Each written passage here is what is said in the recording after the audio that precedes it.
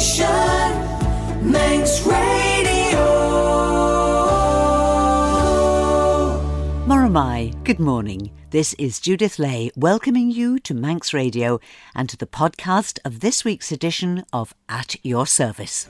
Manx Radio. Ways to pray would be the theme that draws together the three guests on today's programme. For the last few years, Reverend Alex Brown has been pioneering new ways to pray, and it all takes a big step forward later today. Richard Gamble is dedicating his life to creating a massive Christian landmark linked to prayer. And Daisy has a story that's a reminder that even when the answer to our prayer is no, that answer may still be what is best for us. But first, let's start with some music from the St. Michael Singers. Glorious things of thee are spoken.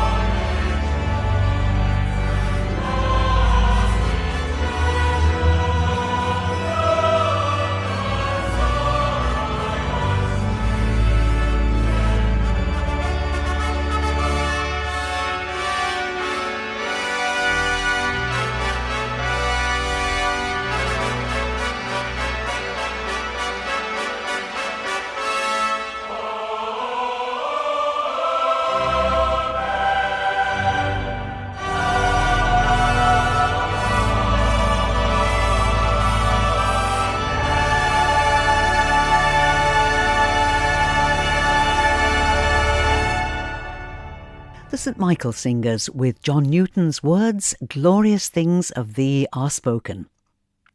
Around 3 years ago, Reverend Alex Brown began working as a pioneer minister in Douglas. Alex's ministry was aimed entirely at people who'd either never attended a church or who'd tried it and left. He set out to have conversations, to learn the stories of people of all ages, not in church buildings, but wherever they were, from coffee shops to parks, promenades, schools and sports halls. And now Reverend Alex joins us again to take up the story of those conversations. Yeah, we did have those conversations. It was over 100 conversations over a year. A lot of coffee, a lot of cake. It's developed my little vicar tummy quite nicely. And we talked about exactly those questions. Where do you find you engage spiritually? And 90% of people said outside. But people who were Christians and weren't Christians could all answer the question, where do you engage spiritually? What does church do well? What does church do badly? I asked those kind of questions. And from there, we kind of pieced together, how can we engage with the Bible? How can we pray? How can we be authentic community in ways that are sometimes non-linear and non-traditional and that fit with a 21st century lifestyle? It's really important for me that what we're not doing is saying that traditional church doesn't work. There's about 2 billion Christians across the world, most of whom engage with traditional church really well. So clearly, something's working very well for about 2 billion people. But that leaves a lot of billion who either have never encountered that or have said no. And on the Isle of Man, it's not like 1 in 4, is it, on the Isle of Man? It's more like 1 in 10 or 1 in 12 people who engage in traditional church well. But I think we've said from the last census that 50% of the Isle of Man would call themselves Christian. Well, there's not 50% of the Isle of Man going to church. So how can we engage with those people? That was my brief. Now, you always said that when you talk to people and listen to people, more particularly asking the questions and carefully listening to their response, you said that you would then see what you could offer. And you described a church that was like all kinds of different rooms doing different things. Well, we called them keel rooms. We asked all of the people who were engaging with us, what should we call these different expressions of what we're doing? And one guy came back to us and said, I think we should call them keels, because keel is an old Manx word for an ancient place of worship. And our understanding of ourselves is that we are the living bricks. And when we come together, in either online or physically, we form a spiritual room. So each one's called a keel room, which we really like. There's one called Generations. That's got a number of families, a small number, maybe 5 or 6 families who are engaging together in that. COVID hasn't helped, I have to say, but they're still engaging online as well as physically. Then we've got one called Saturday Soul Keel, which meets in the Bohemian Cafe on Victoria Street every other Saturday. That would have, last week we had 17 of us all gathering together, and there was a couple of people not there. So that's nice. We've got one called Adventure Church, and Adventure Church you just can't put a number on. So sometimes we've done Adventure Church, let's be outside in a forest and make a massive camp in the trees and all talk about God around some food and stuff like that. And sometimes there'll be like 50 people there. Other times just us leaders and no one else turns up, depending on weather and time of year. So Adventure Church has got like a big online following, and then different people will turn up to different things. And then we've also got one called Breathe, which is a creative arts space, which is just what it feels like. So it's space to slow down, to stop, to hear and engage with some music and a meditation of some kind, and do something creative.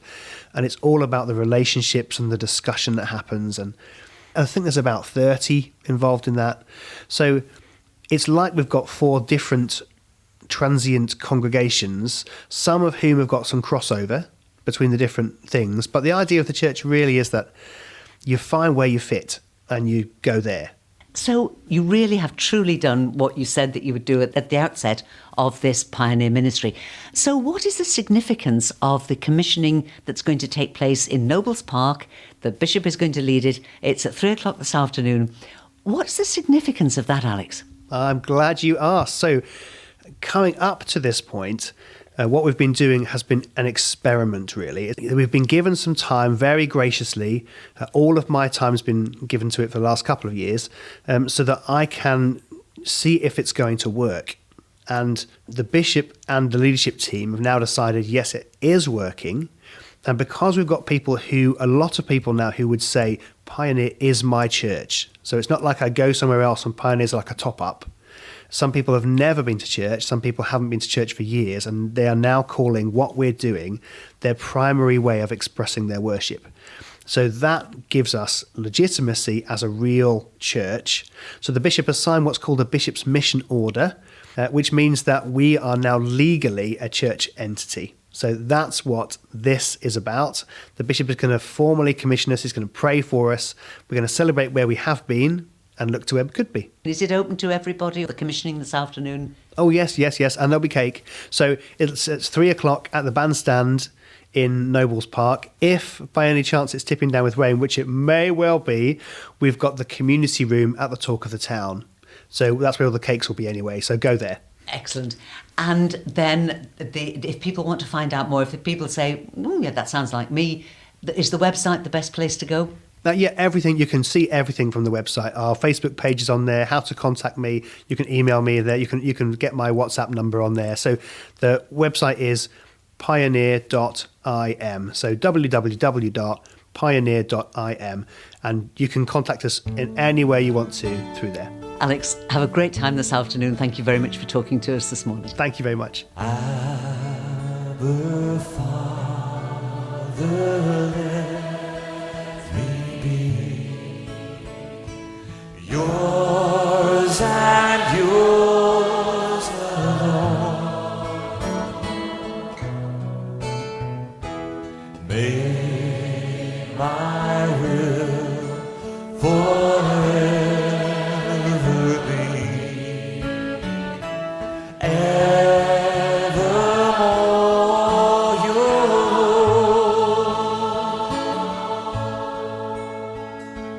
Never let my heart grow cold.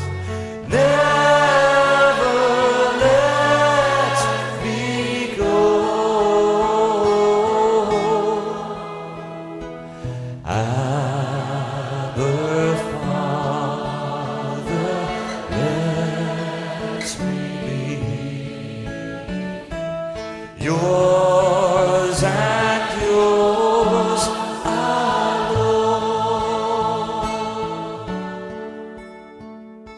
Music from Dave Bilborough. And before that, I was talking with Pioneer Minister Reverend Alex Brown.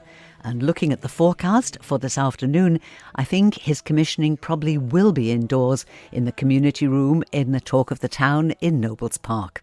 And as Alex said, his commissioning is open to everyone. He'd love to see as many people there as possible, and that's this afternoon at 3:00.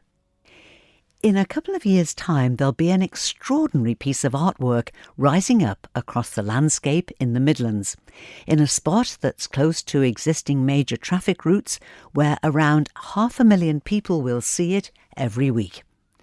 It's the Eternal Wall of Answered Prayer, and the man who founded it, Richard Gamble, joins me now. But what kind of a man sets off on such a huge and challenging project? I think I'm just a bloke who 18 years ago felt God gave him an idea to build a national landmark. And I've had 10 years of praying about it, and then I've been working on it for the last 8 years. So, well, let's just press pause on that. So God gave you an idea. Have you always been a person of faith? I sort of encountered God, I suppose I'd describe it, when I was 10 years old. Wasn't brought up in a Christian background, but overheard my mum might be ill, so sat by my bed and prayed for my mum and just felt that God was there. So I'd always believed from that point onwards. So God gave you an idea to build a national monument. Come on, tell me more.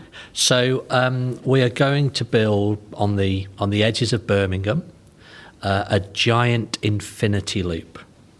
And if you imagine sort of like a figure of 8 that twists and it rises 50 metres into the skyline, which is about 2.5 times the Angel of the North. And what's special about this is that it will be made up of 1 million bricks. And every one of those bricks will represent a story of answered prayer.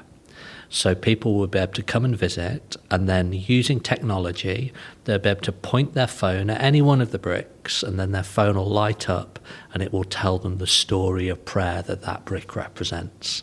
So it is a way for us to communicate that God is eternal and that he's always listening and he answers. Not always the answers that we want. That's our reality in our walk, but he is there listening, and it's a way to just encourage people to think about praying. Life is so busy, isn't it, that we don't give ourselves much space to think about things. And it's very interesting that since the pandemic, more and more people are thinking about prayer. So I think the timing of this is about right.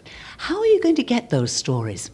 Well, we are asking the public to send them in, and we are getting those from all over the world. I think we've had 76 countries send them in so far, and we need stories from the British Isles. I think we need 850 stories from the Isle of Man. We've worked out exactly how many we need. And we're asking people just to go online, go to eternalwall.org.uk and just share their story. And they can write that in up to 500 words, or they can upload a video or upload audio. And I think the exciting thing for me in this project is that in 100 years' time, people may not be using phones. I mean, goodness, we don't know what they'll be using, but they'll be able to read that story that you've shared, and maybe that will help them find the God who answers. How on earth are you going to actually do it? How are you funding it? Well, there's many times when I think on this journey, how on earth are we going to do it? But we've seen just incredible roller coaster journey, really. We've got planning permission. We got that a year and a bit ago. That in itself, we believe, is a little miracle. We've had an incredible miracle where somebody's given us the land, which is worth 7 figures. That was amazing. And so we're funding it in different ways. Some people are donating, but also people are donating their skills and their services. So the planning barrister gave his time for free. We've had engineers and architects and all sorts, sort of donating their time. And the plan is now we've got to the stage where we've got enough to start building, and we'll be starting our investigations on the ground within a few days, and we'll complete in late 23, early 24. Can you make the structure bit by bit, or do you have to go and do the whole thing for it to hold together? What we're going to do is we're going to build it all in one. So it's 96 pieces that will be built off-site. We'll deliver it to the site, connect them all up, and then lift it all up in a few days. And we expect when we open that we'll have about 200,000 stories. So we will light it up just to the extent that we've got those stories. And so in that way, it's more of a living monument, and it will grow with light as we reach the 1 million. Do you just intend that it will just be there, or would you like to see it being a gathering point? Yeah, absolutely. I mean, we're expecting lots of visitors to come. We'll have some gardens there so people can look at all the stories, and the app will basically guide them around a bespoke journey which is more set to them. So you can type in whatever storm of life you're going through or whatever interests you, and then the app will guide you around so you can read stories that matter most to you. And then we'll have some gardens where people will be able to sit and reflect and think about what they've seen.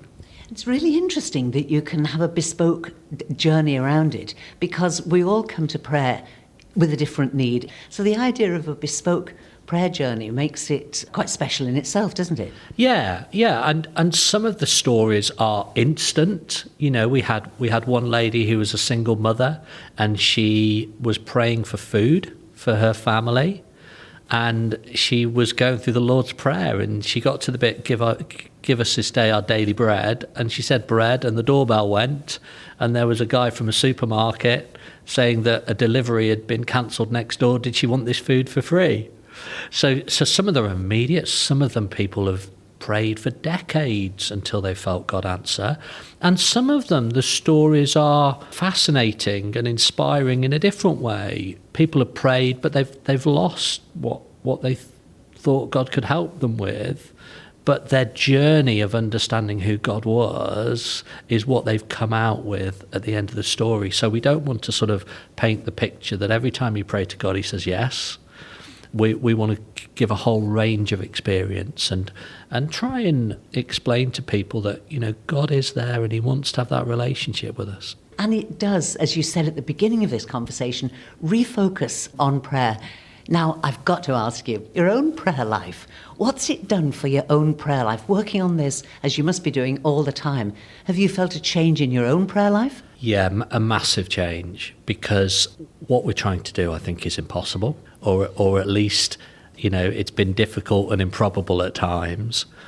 And because of that, I realised that myself and my team of 20 people, we just can't do this on our own.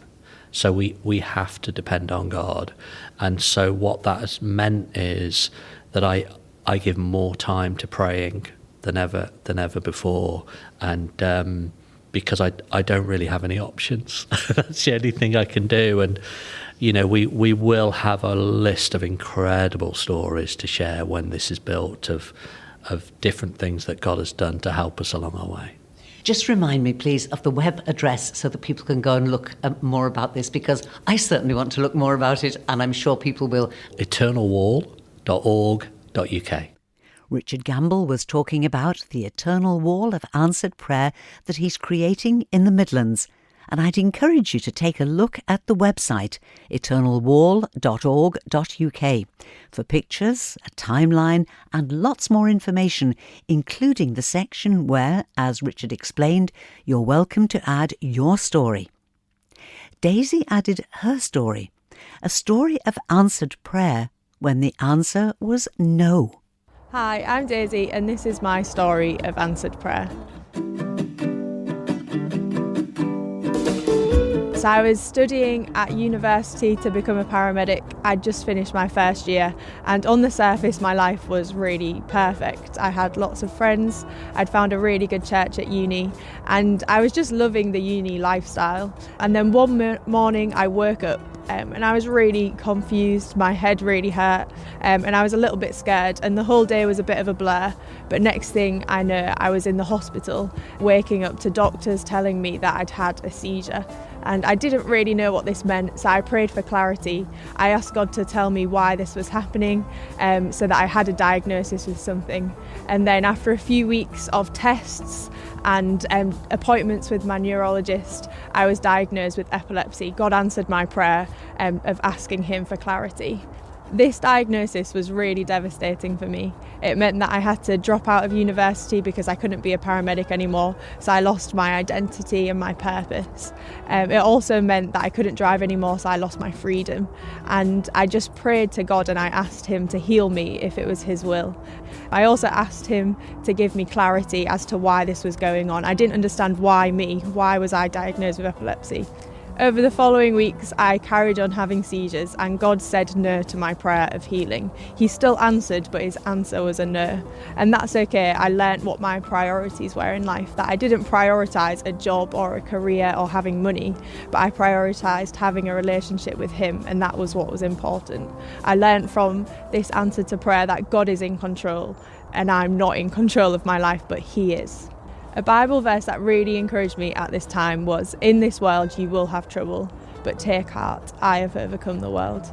Jesus doesn't promise us a carefree or easy life, but he has overcome the world. His will is greater than my will, and my identity and purpose isn't found in uni, it's not found in a career, but it's found in him alone.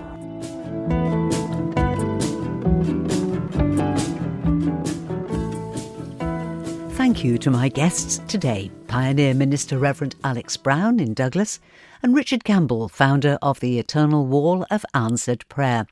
And don't forget, if you'd like to post your story of answered prayer, you can do it via the website eternalwall.org.uk. And we finish now with our usual look at our notice board, and I'm afraid we're starting with another cancelled service. Due to the bad weather forecast for later today, it's been decided to cancel the Mariners service that was to have been held in St Mark's Church this evening. But all being well, the next Mariners service will be on Sunday the 6th of March in Kirkchrist, Rushen. But I'll remind you about that again near the date.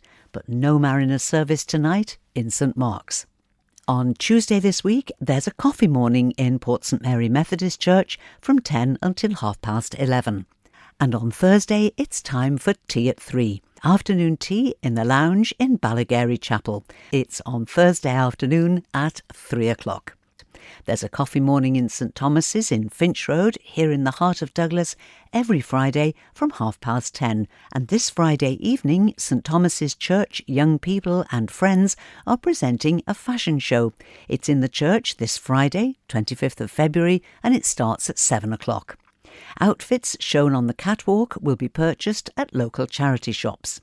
Tickets are £10, including a buffet supper, and all profits will go to the Christian Aid Afghanistan Emergency Appeal.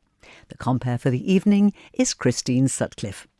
And the Sulby Scarecrow Festival and Trail starts this week, a fun event specially for half-term, hosted by Sulby Methodist Church with support from village families, nurseries and Sulby School. It's from Wednesday the 23rd to Sunday the 27th of February. Sulby Methodist Church will be open from 11 a.m. to 3 p.m. Wednesday to Saturday, where you can purchase your trail guide that costs just £3. Use the trail leaflet to find the scarecrows around Sulby. Refreshments will be available each day in the church, along with extra activities for the children. And there's a raffle too. It's a great family event. And that's all that we have time for now, but I'll be back later, so do please join me if you can tonight at 9 o'clock for Sundown, a rich mix of easy listening music to round off your weekend.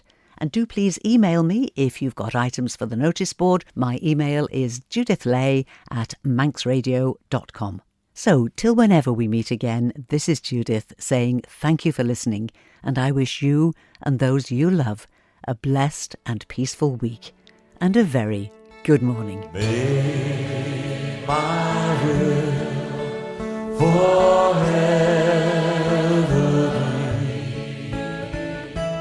ever know your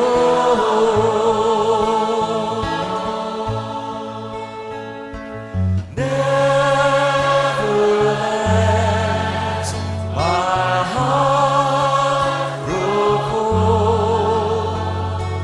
Never let me go. Abba, Father, let me be yours and yours alone.